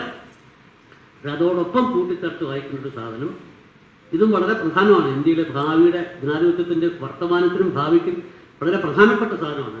ഇതിൽ ഈ തെരഞ്ഞെടുപ്പിൽ BJPയെ തോൽപ്പിക്കാൻ, പ്രത്യേകിച്ചും മോദി ഷാ നയിക്കുന്ന BJPയെ അവർക്ക് തിരിച്ചടി കിട്ടാൻ വേണ്ടി ഉണ്ടായ ഒരു പ്രധാനപ്പെട്ട ഘടകം രാഷ്ട്രീയ സ്വയം സേവക് സംഘിൻ്റെ നേതൃത്വത്തിൽ ചിലരും മോദി അമിത്ഷായും തമ്മിലുണ്ടായിട്ടുള്ള പടലപ്പിണക്കമാണ്. പ്രത്യേകിച്ചും മോഹൻ ഭാഗവതിൻ്റെ നേതൃത്വത്തിലുള്ള രാഷ്ട്രീയ സ്വയം സേവക് സംഘിൻ്റെ നേതൃത്വത്തിലുള്ള ചില നേതാക്കന്മാർ അവർ ഈ തെരഞ്ഞെടുപ്പിൽ സജീവമായി BJPക്കെതിരെ പ്രവർത്തിച്ചില്ല. പക്ഷേ അവർ സാധാരണഗതിയിൽ BJP സ്ഥാനാർത്ഥികളെ വിജയിപ്പിക്കാൻ വേണ്ടി പ്രവർത്തിക്കുന്നതിന് പ്രവർത്തിച്ചില്ല. അതിന് പ്രധാനപ്പെട്ട 2 കാരണങ്ങളുണ്ട്. ഒരു കാരണം 1925 മുതൽ ഇന്ന് വരെ രാഷ്ട്രീയ സ്വയം സേവക് സംഘിൻ്റെ ടോപ്പ് ബ്രാസ്, അവരുടെ ഏറ്റവും വലിയ ഉന്നത സമിതി എന്ന് പറയുന്ന സമിതിയിൽ സാധാരണ 7 മുതൽ 9 പേരാണ് ഉണ്ടാവുക. ഇപ്പോൾ കഴിഞ്ഞ ഒരു 10 വർഷമായിട്ട് 7 പേരാണ് അവരെ കൂട്ടത്തിലുള്ളത്. അവർ 25 മുതൽ ഒരിക്കലും അവർ സ്പ്ലിറ്റ് ആയിട്ടില്ല. അവർ തമ്മിൽ അഭിപ്രായ വ്യത്യാസങ്ങളൊക്കെ ഉണ്ടാവും, അവർ സംസാരിക്കും, ചിലപ്പോൾ അവർ പറഞ്ഞ് അത് പരിഹരിക്കപ്പെടാതെ മാസങ്ങളോടും കിടക്കും. പക്ഷെ അവസാനം ഒരു തീരുമാനം എടുക്കുമ്പോൾ അവർ ഈ കമ്മ്യൂണിസ്റ്റുകാരുടെ കേന്ദ്രീകൃത ജനാധിപത്യ മാതൃകയിൽ അവർ ആ തീരുമാനത്തിൻ്റെ കൂടെ നിൽക്കുകയാണ് ചെയ്യണം. പക്ഷേ മോദിയുടെ ഒന്നാം ഇന്നിങ്സിൽ 2004 മുതൽ 2009 വരെയുള്ള ഇന്നിങ്സിൽ മോദി ആദ്യം ചെയ്തത് ഈ RSSന്റെ ടോപ്പ് ബ്രാസിനെ അദ്ദേഹം സ്പ്ലിറ്റ് ചെയ്തു. ഈ 7 പേരിൽ 3 പേര് മോഹൻ ഭാഗവത് പറഞ്ഞത് കേൾക്കില്ല, ഇയാൾ പറഞ്ഞതേ കേൾക്കുള്ളൂ. അങ്ങനെ ആ ടോപ്പ് ബ്രാസിൽ ഒരു 4-3 4 വെച്ചാൽ മോഹൻ ഭാഗവതിന്റെ കൂടെയുള്ള 4 ആൾക്കാരിൽ മോഹൻ ഭാഗവത് മടങ്ങും. മോഹൻ ഭാഗവത് അടക്കം ആൾക്കാരുണ്ട് എന്ന് മാത്രമല്ല, 2022 മോഹൻ ഭാഗവത് പ്രധാനമന്ത്രിയെ കാണാൻ പോയ സമയത്ത് അദ്ദേഹം 45 മിനിറ്റ് നരേന്ദ്രമോദി അയാളെ വെയിറ്റ് ചെയ്തു. പ്രധാനമന്ത്രിയുടെ ആൻറ്റി റൂമിൽ 45 മിനിറ്റ് രാഷ്ട്രീയ സ്വയം സേവക് സംഘിൻ്റെ സർസംഘചാലകന് കാത്തിരിക്കുന്നത്. ഇത് രഹസ്യമല്ല, ഇത് പരസ്യമായിട്ട് ഞാൻ എഴുതിയിട്ടുണ്ട്, കാരവനും പബ്ലിഷ് ചെയ്തിട്ടുണ്ട്, ആരും നിശ്ചയിച്ചിട്ടില്ല.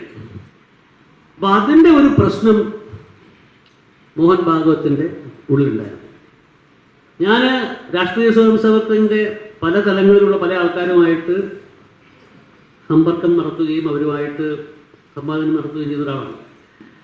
അപ്പോൾ അദ്ദേഹം അവരുടെ കാര്യങ്ങൾ അവരൊക്കെ എന്നോട് പറഞ്ഞിരുന്നത്, ഈ തെരഞ്ഞെടുപ്പിൻ്റെ ഒരു ഘട്ടത്തിൽ അവർ പറഞ്ഞിരുന്നത്, ഞങ്ങൾ ലക്ഷ്യമാക്കുന്നത് BJPയുടെ സീറ്റുകൾ കഴിഞ്ഞ വർഷമുണ്ടായിരുന്ന 303 നിന്ന് 80 സീറ്റ് കുറഞ്ഞിട്ട് 220കളിലേക്ക് എത്തുന്ന ഒരു കാഴ്ചയാണ് ഞങ്ങൾക്ക് വേണ്ടത്. അത്രയും മാത്രം പ്രതിപക്ഷ കക്ഷികൾ ചെയ്താൽ മതി, ബാക്കി ഈ 2 ഗുജറാത്തികളെ ഒഴിവാക്കുന്ന കാര്യം ഞങ്ങൾ ചെയ്തോളാമെന്ന് അവർ പല ആൾക്കാരോട് പറഞ്ഞാൽ. ഞാനിത് പല പ്രതിപക്ഷ നേതാക്കന്മാരോടും പറഞ്ഞു. അത് പല പ്രതിപക്ഷ നേതാക്കന്മാർക്ക് അറിയും, അവർക്ക് നേരിട്ടുള്ള കമ്മ്യൂണിക്കേഷൻ ഉണ്ടായിട്ടുണ്ട്. അപ്പോൾ ഇതൊരു ഘടകമാണ് ഈ ഇന്ത്യ ഒരു ഹിന്ദു രാഷ്ട്രം എന്ന് പ്രഖ്യാപിക്കപ്പെടാതിരിക്കാനുള്ള പ്രധാനപ്പെട്ട ഒരു ഘടകം. ഈ തെരഞ്ഞെടുപ്പിൽ ജനങ്ങൾ ഉണ്ടാക്കിയിട്ടുള്ള മാറ്റം, ഭരണഘടനയുടെ പേരിലുണ്ടായിട്ടുള്ള PDA തുടങ്ങിയ മുദ്രാവാക്യങ്ങളുടെ സ്വാധീനം, പിന്നെ അതുപോലെ ഈ ജനകീയമായിട്ടുള്ള പ്രശ്നങ്ങളിലൊക്കെ ഉണ്ടായിട്ടുള്ള ഈ വിലക്കയറ്റം, തൊഴിലില്ലായ്മ തുടങ്ങിയിട്ടുള്ള സംഭവങ്ങളിലൊക്കെ ഒരു അനുരണനങ്ങൾ, അതെല്ലാം ഒപ്പം ഈ ഒരു ഘടകം കൂടെ അവിടെ ഫങ്ഷൻ ചെയ്തിട്ടുണ്ട്. ഇതിൽ ഈ BJPക്കും സംഘപരിവാറിനും അകത്തുള്ള പടലപ്പിണക്കങ്ങളും സംഘർഷങ്ങളും വരും ദിവസങ്ങളിൽ വർദ്ധിക്കും എന്നുള്ളതിൻ്റെ സൂചനകൾ നമ്മൾ കാണുന്നുണ്ട്. അതിൻ്റെ ആദ്യത്തെ ഉത്തർപ്രദേശിലെ ഉപമുഖ്യമന്ത്രി യോഗി ആദിത്യനാഥ് എന്ന് പറയുന്ന മുഖ്യമന്ത്രിക്കെതിരെ കൊടുത്തുവിടുന്ന ഉറപ്പുകളും പരസ്യമായിട്ടുള്ള കാര്യങ്ങളൊക്കെ ഈ ഒരു ചേണിങ്ങിൻ്റെ, BJPക്ക് അകത്ത് നടക്കാൻ പോകുന്ന ചേണിങ്ങിൻ്റെ ഒരു സൂചനയാണ്. അതും നമ്മുടെ ഇന്ത്യൻ ജനാധിപത്യത്തിൻ്റെ വർത്തമാനത്തെയും ഭാവിയും വലിയ രീതിയിൽ സ്വാധീനിക്കാൻ പോകുന്ന ഒരു ഘടകമാണ്. അപ്പോൾ ഞാൻ 4 പോയിന്റാണ് പറഞ്ഞത്. ഒന്ന്, സംഘപരിവാറിൻ്റെ ലക്ഷ്യമായിട്ടുള്ള ഹിന്ദുരാഷ്ട്ര പ്രഖ്യാപനം നടന്നില്ല. രണ്ടാമത്, ഒറ്റയ്ക്ക് ഭൂരിപക്ഷം കിട്ടുക എന്നുള്ള സംഭവം നടന്നില്ല. അതുകൊണ്ട് തന്നെ ഈ ഉഭയകക്ഷികളുടെ ആശ്രയത്തിൽ നിൽക്കുന്ന സംഭവമാണ്. എന്നാലും കാം ജാരി ഹേ എന്ന മുദ്രാവാക്യം BJP തുടർന്നുകൊണ്ടിരിക്കും. പക്ഷേ ആ കാം ജാരി ഹേ എന്ന മുദ്രാവാക്യം തുടരുന്നതിൽ ഉള്ള ഒരു പ്രധാനപ്പെട്ട പ്രശ്നം BJPക്ക് അകത്തുള്ള ആഭ്യന്തര സംഘർഷമാണ്. അതിനെല്ലാം ഒപ്പമാണ് ഈ ഇലക്ട്രോണിക് വോട്ടിംഗ് മെഷീനുകൾ ഉപയോഗിച്ച് നടത്തിയിരിക്കാൻ സാധ്യതയുള്ള ഒരു തട്ടിപ്പിൻ്റെ വിശദാംശങ്ങളെ പറ്റി പ്രതിപക്ഷ കക്ഷികൾ വേണ്ട രീതിയിൽ അതിനെപ്പറ്റി പ്രതികരിക്കാത്തതിൻ്റെ ഒരു പ്രശ്നം. ഇതിന് 5 ഘടകങ്ങളാണ് ഞാൻ പറഞ്ഞത്. 6ാമത്തെ ഒരു ഘടകം കൂടെ പറഞ്ഞു നിർത്താം. ഇതൊരു ചെറിയ അനക്ഡോട്ടാണ്. ഇത് എൻ്റെ ഒരു സുഹൃത്തിന് സംഭവിച്ചൊരു കാര്യമാണ്. എൻ്റെ സുഹൃത്ത് എന്ന് വെച്ചാൽ വലിയ അതിഭയങ്കരനായ പൈസക്കാരനാണ്. അദ്ദേഹം പഴയ ഒരു പട്ടാളക്കാരനാണ്. അദ്ദേഹം പട്ടാളത്തിലുള്ള സമയത്ത് ഞാൻ പരിചയപ്പെട്ട ആളാണ്. പട്ടാളത്തിൽ മേജറായിട്ട് റിട്ടയർ ചെയ്ത ഒരാളാണ്. രാജസ്ഥാൻകാരനാണ്, ഠാക്കൂറാണ്, ആളുടെ പേര് പറയാൻ പറ്റില്ല. അപ്പോൾ അദ്ദേഹം 2004 ഡിസംബർ മാസം അദ്ദേഹം ഇന്ത്യയിലും വിദേശത്തുമൊക്കെ കൽക്കരി ഖനനം, വജ്രഖനനം ഒക്കെ നടത്തുന്ന ഏതാണ്ട് 10-35,000 കോടി രൂപ മൂല്യമുള്ള ഒരു വലിയ പൈസക്കാരനാണ്. അപ്പോൾ അദ്ദേഹം വിദേശ രാജ്യങ്ങളിലൊക്കെ സന്ദർശിച്ച് വരുമ്പോൾ അവിടുന്ന് സവിശേഷമായിട്ടുള്ള ദ്രവ്യപാനീയങ്ങളൊക്കെ കൊണ്ടുവന്നു കഴിഞ്ഞാൽ അതൊക്കെ അതിൽ പങ്കാളിയാവാൻ വേണ്ടി ഒന്ന് വിളിക്കാൻ. അപ്പോൾ 2004 ഡിസംബറിൽ അദ്ദേഹം വിദേശ യാത്രയ്ക്ക് കഴിഞ്ഞ് വന്നപ്പോൾ എന്നെ വിളിച്ചു, ഒരു സൽക്കാരത്തിന് വിളിച്ചു. അപ്പോൾ അദ്ദേഹം പറഞ്ഞു, ഒരു അത്ഭുതകരമായ ഒരു സംഭവം ഉണ്ടായി. കഴിഞ്ഞ 3 വർഷമായിട്ട് 2011 മുതൽ ഒഡീഷയിലെ ഒരു കൽക്കരി ഖനി ഞാനും ഗൗതം അദാനിയും ഹരിയാനയിലുള്ള വേറൊരു എൻ്റെ സഹ ബിസിനസ്സുകാരനും കൂടെ ഞങ്ങൾ ഒഡീഷയിലെ ഒരു കൽക്കരി ഖനി ഏറ്റെടുത്ത് നടത്തിയത്. നന്നായിട്ട് പോകുന്നുണ്ടായിരുന്നു. എല്ലാ വർഷവും നല്ല ലാഭം കിട്ടുന്നതായിരുന്നു. ലാഭമൊക്കെ നമ്മൾ വീഴ്ചെടുക്കുന്നുണ്ടായിരുന്നു. 2004 നവംബറിൽ ഞാൻ ഇയാളെ കാണുന്നതിന് 1 മാസം മുമ്പേ ഈ കമ്പനിയുടെ ഒരു ബോർഡ് മീറ്റിംഗ് അദാനി വിളിക്കുന്നു. എന്നിട്ട് അദാനി പറയുന്നു, അപ്പോൾ നിങ്ങൾ രണ്ടുപേരും ഈ കമ്പനിയിൽ നിന്ന് ഒഴിഞ്ഞു പോകണം, ഇനി ഞാൻ ഒറ്റയ്ക്ക് നടക്കും. അപ്പോൾ എൻ്റെ സുഹൃത്തും അദ്ദേഹത്തിൻ്റെ മറ്റേ പാർട്ട്ണറും ചോദിച്ചു, ഇപ്പോഴെന്താ പുതിയതായിട്ട് സംഭവിച്ചത്? നമ്മൾ മര്യാദയ്ക്ക് 3 വർഷമായിട്ട് നമ്മൾ ബിസിനസ്സൊക്കെ നടത്തിക്കൊണ്ടിരിക്കില്ലേ, ഇതൊക്കെ പെട്ടെന്ന് ഇങ്ങനെ നീ ഒറ്റയ്ക്ക് നടത്താൻ വേണ്ടിയിട്ടുള്ള സംഭവിച്ചത്? അപ്പോൾ അദാനി അവരോട് പറഞ്ഞു, നിങ്ങൾക്ക് ഈ നാട്ടിൽ എന്താ സംഭവിച്ചതെന്നറിയില്ല. 2014 മെയിൽ എന്താണ് ഈ നാട്ടിൽ സംഭവിച്ചത് എന്ന് നിങ്ങൾക്ക് അറിഞ്ഞൂടാ. എൻ്റെ സുഹൃത്താണ് പ്രധാനമന്ത്രി, അതുകൊണ്ട് നിങ്ങൾ രണ്ടുപേരും ഒഴിവാകും. 2014 ഡിസംബറിൽ സംസാരിക്കുന്ന സമയത്ത് എൻ്റെ സുഹൃത്തായിട്ടുള്ള അദ്ദേഹം താക്കൂർ വംശജനാണ്, രാജകുടുംബത്തിൽപ്പെട്ട ആളാണ്, പോരാളിയാണ് എന്നൊക്കെ അദ്ദേഹം വിശ്വസിക്കുന്ന ആളാണ്. അദ്ദേഹം പറഞ്ഞു, ഞാനങ്ങനെ വിട്ടുകൊടുക്കുന്നില്ല, ഞാനിത് ആദ്യം വരെ ഞാനിത് പോരാടും. അപ്പം അങ്ങനെ അതിലൊക്കെ കേട്ടിട്ട് അദ്ദേഹത്തിൻ്റെ വീരവാദങ്ങൾ കേട്ടിട്ടാണ് ഞാൻ അന്നത്തെ നമ്മുടെ സംഭാഷണം അവസാനിക്കുന്നത്. കഴിഞ്ഞ 2015 മാർച്ച് മാസം ഉഷ്ണം ആരംഭിക്കുന്ന സമയത്ത് നിങ്ങൾ വീണ്ടും ഒരു വിരുന്ന് സൽക്കാരത്തിന് വിളിക്കുക. ഞാൻ ചോദിച്ചു, എന്തായാലും നിങ്ങളുടെ അദാനി കേസ് എന്തായി? കാരണം എനിക്ക് വിട്ടുകൊടുക്കേണ്ടി വന്നു. ഞാൻ എന്ത് പറ്റി? അല്ല, വേറൊന്നുമില്ല, എനിക്ക് ഈ ഒരു കച്ചവടം മാത്രമല്ലല്ലോ, എനിക്ക് വേറെയും പല വൈദ്യുത ഖനനം, എത്യോപ്യയിലെ ബിസിനസ്, മറ്റ് പല സ്ഥലങ്ങളിൽ IT കമ്പനി തുടങ്ങിയിട്ടുള്ള കാര്യങ്ങളൊക്കെ ഉണ്ട്.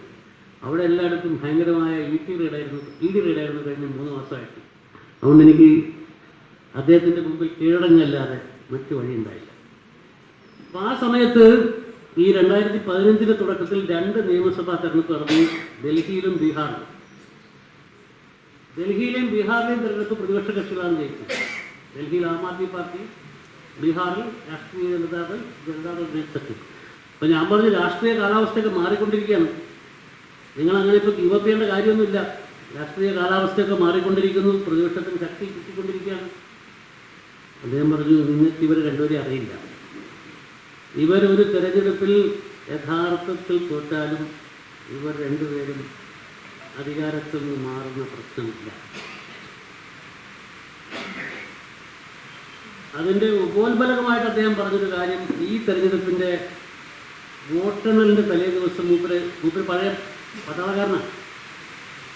ഈ തെരഞ്ഞെടുപ്പിൻ്റെ വോട്ടെണ്ണലിൻ്റെ തലേ ദിവസം ഇന്ത്യൻ സൈനിക മേഖലയിൽ നടന്നിട്ടുള്ള പ്രധാനപ്പെട്ട ഒരു കാര്യം, അതും നമ്മുടെ പ്രധാനപ്പെട്ട മാധ്യമങ്ങളൊന്നും വേണ്ട രീതിയിൽ റിപ്പോർട്ട് ചെയ്തില്ല. സൈനിക മേധാവിയായിട്ടുള്ള അയാളുടെ കാലാവധി ഒരാഴ്ചക്കുള്ളിൽ അവസാനിക്കേണ്ട കാലാവധി അയാൾക്ക് 1 മാസത്തേക്ക് കൂടെ കാലാവധി നീട്ടിക്കൊടുക്കുന്നത് ആരും ശ്രദ്ധിക്കുന്നില്ല. അപ്പോൾ ആ കാലാവധി നീട്ടിക്കൊടുക്കൊണ്ടുള്ള പ്രഖ്യാപനം ഉണ്ടായ ദിവസം വൈകുന്നേരം ഈ പട്ടാളക്കാരൻ വിളിക്കുന്നു, ഇത് യാദൃച്ഛികമാണെന്ന് നീ കരുതണ്ട, നീ ഗ്രൗണ്ട് ലെവലിൽ കാണുന്ന ഭരണഘടനാ വിരുദ്ധ വികാരത്തിൻ്റെ ഒക്കെ തുടർച്ചയായിട്ടുള്ള സ്ഥാനമാണ്. അപ്പോൾ തെരഞ്ഞെടുപ്പിൽ തോറ്റാലും ഈ 2 ആൾക്കാർ പോയിക്കൊള്ളണമെന്നില്ല. ഇതും നമ്മുടെ ജനാധിപത്യത്തിൻ്റെ വർത്തമാനത്തിലെയും ഭാവിയിലെയും ഒരു ഘടകമാണ്. അപ്പോൾ ഈ 6 ഘടകങ്ങൾ വളരെ ക്യാപ്സ്യൂൾ ഫോർമുലയിൽ 1 മണിക്കൂർ സമയമെടുത്തിട്ടാണെങ്കിലും നിങ്ങളുടെ മുമ്പിൽ അവതരിപ്പിച്ചുകൊണ്ട് വികാരം പോറ്റിയുടെ പേരിലുള്ള ഈ അനുസ്മരണ പ്രഭാഷണം നടത്താൻ എന്നെ ക്ഷണിച്ചതിലും അത് നടത്താൻ എനിക്ക് പറ്റിയതിലും ഉള്ള ചാരിതാർത്ഥ്യം ഇവിടെ അടിവരയിട്ടുകൊണ്ട് നിർത്തുന്നു. നന്ദി, നമസ്കാരം.